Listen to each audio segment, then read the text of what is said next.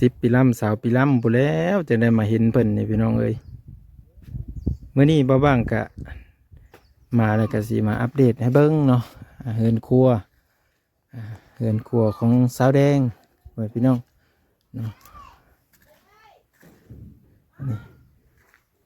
เห็นบ่ทางข้างในโอ้เพิ่นจะดังไผไว้ข้างนี้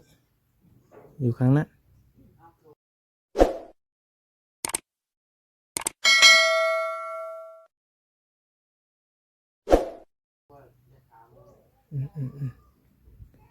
เพิ่นอันนั้นมาขามบ่พี่น้องเพิ่นเฮ็ดคักกะลีได้นี่ฮะนี่เพิ่นต่อไม้เห็นบ่โอ้คักหลายโครงการนี่ไว้พี่น้องเพิ่นเฮ็ดแบบว่าทันสมัยก็ว่าได้นำเอาไปประยุกต์ใช้เนาะถือว่าใครอยากเฮ็ดบ้านสวนหรือว่าเฮ็ดอีหยังนี่ได้เรื่องพ่อพี่น้องเพิ่นก็จะเอาลูกนอนอยู่ในนี่ดิเดี๋ยวบ่บางสิพาเฮามาเบิ่งเด้อเพิ่นก็กินข้าวกินน้ำแล้วแหละเพิ่นว่ากินแกงปลานี่อันนี้จะเป็นห้องน้ำเพิ่นอันนี้นี่เด้อห้องน้ำเพิ่นก็สะอาดเด้พี่น้องแต่ว่าน้ำนี่เพิ่นเฮ็ดแนวเลยเนาะบัดนี้น้ำนี่เพิ่นเฮ็ดแนวใดเนาะเพิ่นหิ้วมาบ่หรือว่าจังใด FC ทุกคนเนาะตอนนี้ยังคาใจแล้วก็ FC ก็น่าจะอยากฮู้เนาะเพิ่นจะเฮ็ดเป็นอันนี้คันไปไว้งามเด้เพิ่นพี่น้องงามยอมรับเลยสีมือสร้างไอเดียในการคิดหรือว่าการเฮ็ดห้องน้ำบ้างก็สิเฮ็ดแบบนี้แหละทุกคนแต่ว่าบ้างบ่ได้ใส่เสาเนาะเพราะว่าการใส่เสานี่บ้างก็ต้องได้ใส่ทุนหลายแต่ว่าตอนนี้บ้างยังหาเงินซื้อนี่ก้อนดินบล็อกอยู่กับปูนเนาะหลังจากนั้นบ้างก็จะเฮ็ดเองเพราะโหอันชักโครกนี่โหส้วมนี่แม่เพิ่นซื้อแล้วของบ้างเนาะบ้างก็มีแต่ลงมือเฮ็ดเพิ่นก็บ่ได้ก่อใกล้ๆเด้นี่ขนาดใหญ่ประมาณนี้เลยทุกคนเอาขึ้นไปก็สบายบ่ต้องยันตกอีกโอ้คักหลายแต่ว่าน้ำนี่เพิ่นตักมาอาบอยู่นี่อยู่หันบ่อนน้ำล้างตัวนั้นตัวนี้เป็นน้ำอาบ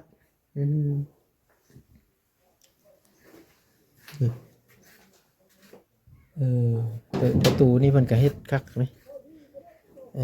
นี่ประตูนี่ก็เฮ็ดแบบนี้นี่คล้ายๆแบบอันเฮ็ดกระเบ้านงอันนี้ทุกคนนี่แต่ว่าสุมเฮาหันไม่ได้บากเข้าไปในนี้ในสร้างเพิ่นบากก็เพื่อความมั่นนั่นแหละทุกคนเฮาพัดไม่ได้บากเนาะเอากระเบ้านงไม่ได้บาก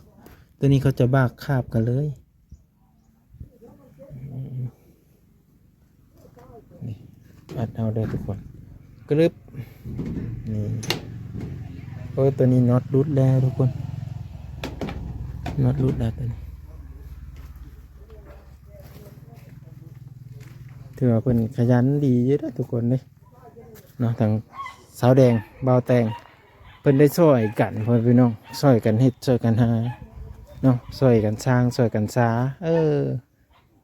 นี่อันนี้จะเป็นต้นบักฮุ่งนี่เพิ่นปลูกไว้นี่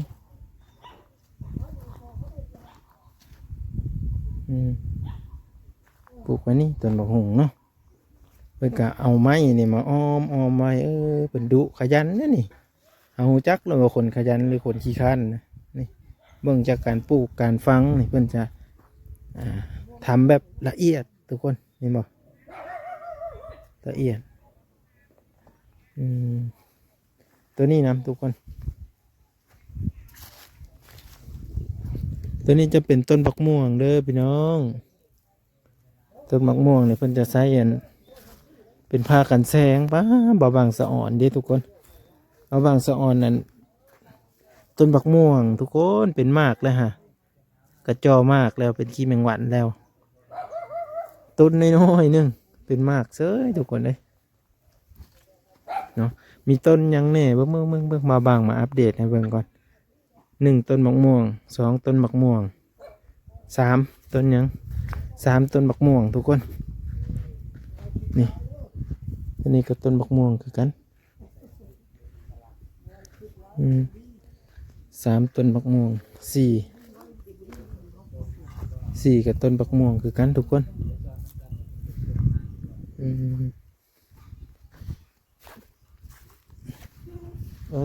ต้นมะลำไยตัวนั้นตัวนี้เป็นต้นบักม่วงทุกคน2 4 6ต้นเนาะ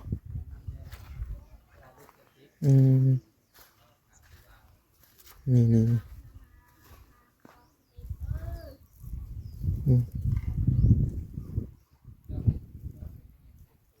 มักลำไยพี่น้อง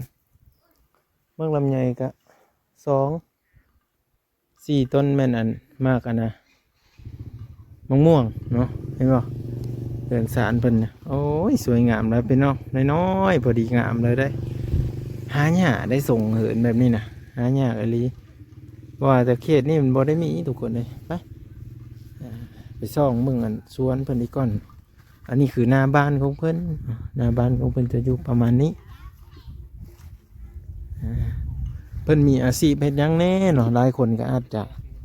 สนใจเนาะอาจจะอยากรู้นะบ้างก็สิพาไปเบิ่งทุกคนอาชีพของชาวบ้านนี่ก็คือปลูกพังเนาะปลูกพังแล้วก็เฮ็ดท่านเนาะแต่ว่ามีอาชีพหลักบ่ถึงกับว่ามีอาชีพหลักเนาะอาชีพหลักอันนี้ก็คือเฮ็ดนาฮะแล้วผู้เลยมีนาก็ได้ผู้ใดบ่มีนาก็หาเฮ็ดน้ำมูนี่พักกว่านี่งามหลายทุกคนเอ้ยพักตังทรายพักโอ้ยหมักแตงทุกคนพุ่นหมักแตงเป็นมากแล้วพุ่นหมักแตงหมักทั่วทุกคนเอ้ยจะมันบ่งามพุ่นหมักทั่วพุ่มเป็นมากแล้วเฮ้ย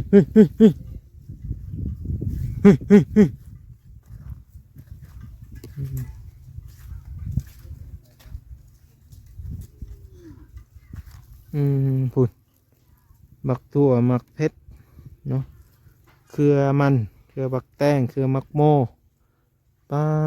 จิโตขยันแห่งอีหลีอันนี้เนาะขยันสมสื่อเลยนี่อัน200เพิ่นว่าน้ำบ่จักออกเด้อของเพิ่นรุด เล็กอันนี้รุดนะทุกคนเขาหนึ่งเด้อมาอยู่ซะนี่เบิ่งบ่าวางสิไปสู้เบิ่งเป็นได้เลย200ก็ว่าน้ำค่อยบ่จักเห็นปานใดเด้อครับ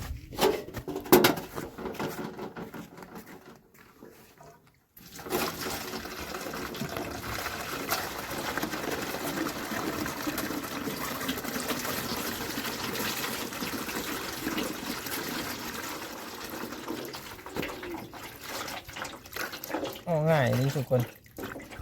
สบายเลยเนาะไร้จั่วเลย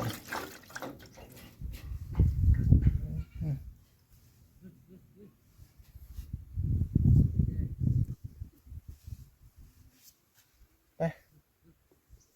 ล้างหน้าล้างตาไปเลยอันนี้บอกว่าเป็นควายของไผ่เนาะอันนี้ควายสาวแดงป่ะนี่ ฮะโอ้ควายเพิ่นมีควายตรงนี้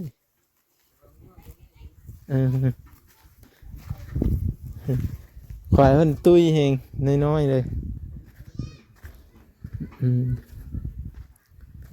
นี่อันนี้พื้นเพิ่นอ่ะนี่โอ้ขยันหลายเนาะเบิ่งกองพื้นเพิ่นทุกคนบอกว่าจะเป็นพื้นเอาไว้ในการหุงต้มเอาห้องอาหารเนาะเฮ็ดอาหารในการดังไฟนี่มียังแน่เตาเนาะเตาเพิ่นนี่กะจูดยังบ่ทันได้อัดซ้ำตาบ้านโอ้บ่ทันได้อัดยังควันตรวจอยู่บ่ทันได้ไหม้หมดเห็นบ่ยังควันอยู่ทุกคนเพิ่นว่าเอาเธอหนึ่งนี่ได้อยู่15 กระสอบกะสิเอาไปขายกับประมาณสอบ18,000 กีบบ่ทุกคน 18,000 กีบนี่กะ100นี่กะสิตกอยู่มัน65,000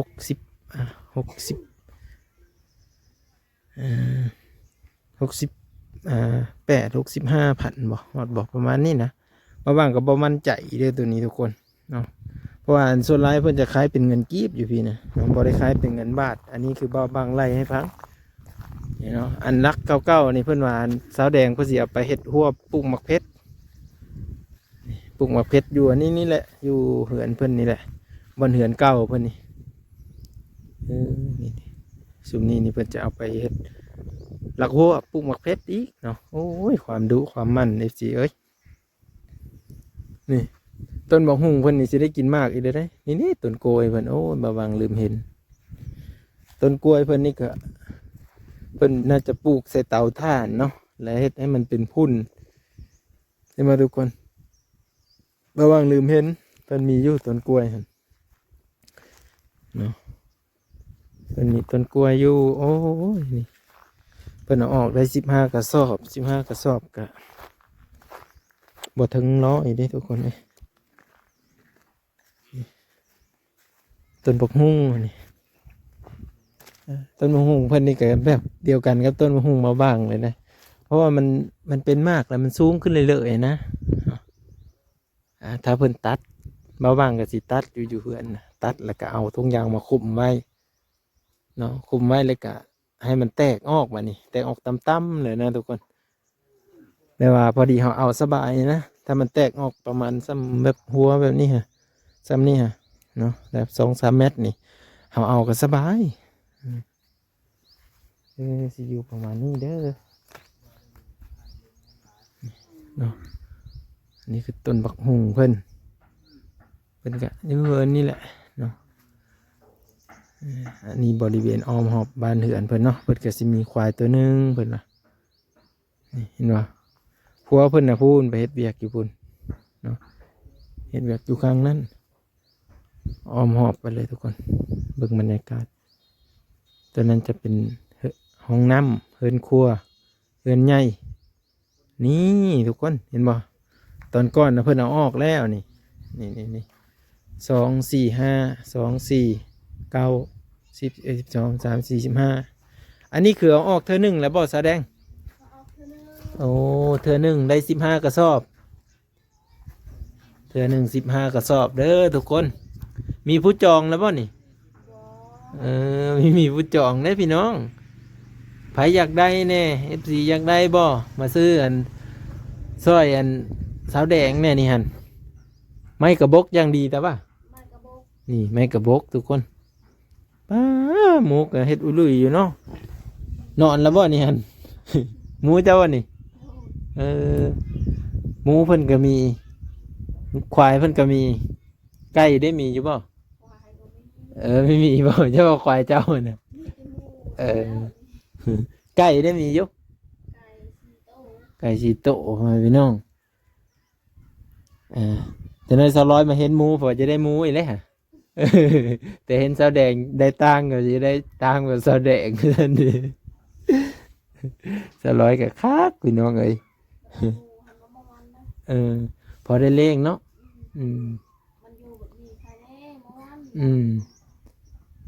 ยามเขาจำเป็นเนาะยามมันได้ลูกได้เต้าเขากับพอจะได้เงินแน่เนาะอันนี้คือหมูสาวแดงหู้แหงทุกคนปกติหมูนะเว้ยเราไปจับบึงกว่ามันนี่ค่ะมันมีแล่นปบหรออันนี้เอาไว้จกทองมันให้มันนอนคักเลยเนาะหมูอ่ะ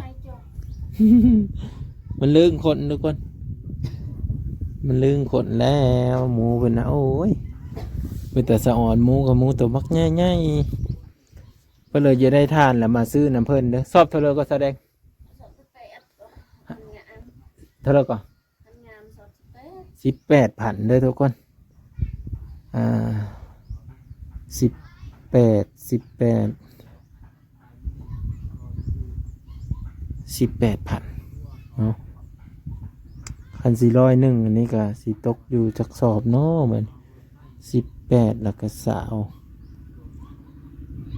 16 36 2 สอบใน36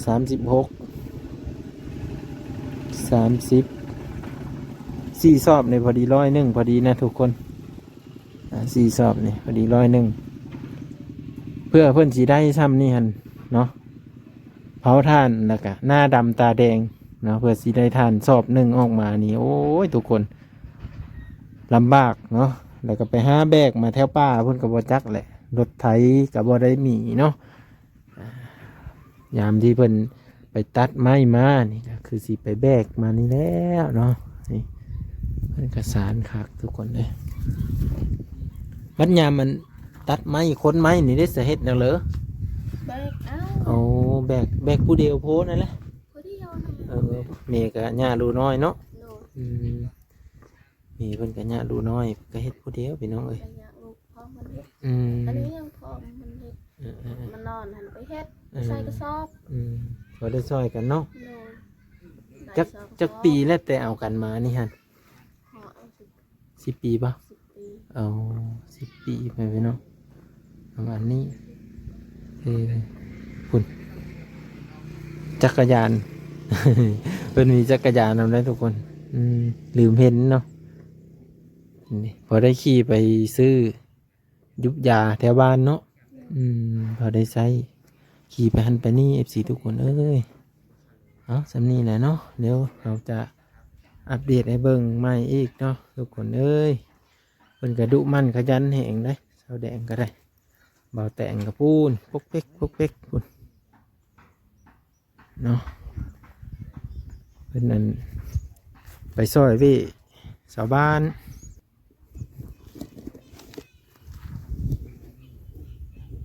เอาอันนี้ก็สิได้จบไปเพียงซ้ำนี้เนาะก็คือมาอัปเดตเดือนของชาวแดงเนาะในการดำรงชีวิตของเพิ่นเฮ็ดแบบใดแน่บางคนอาจจะยังบ่เห็นเนาะก็คือเอาลูกถ้าพัวบางทีพัวกับไปเฮ็ดเวียกบางทีพัวกับจกท่านแล้วก็เอาท่านออกมาซอยกันใส่กระเป๋าให้ทุกคนเนาะเพิ่นเว้าสู้ฟังแล้วก็คิดเห็นภาพไปนำไว้พี่น้องเนาะวิดีโอหน้าพอกันใหม่เด้อ FC เด้อใครอยากเห็นชีวิตของน้องแดงแน่ก็คอมเมนต์มาได้ FC น้องแดงคือสีร้ายพี่น้องเนาะ FC สาวแดง FC บ่าวแตงสบายดีพี่น้อง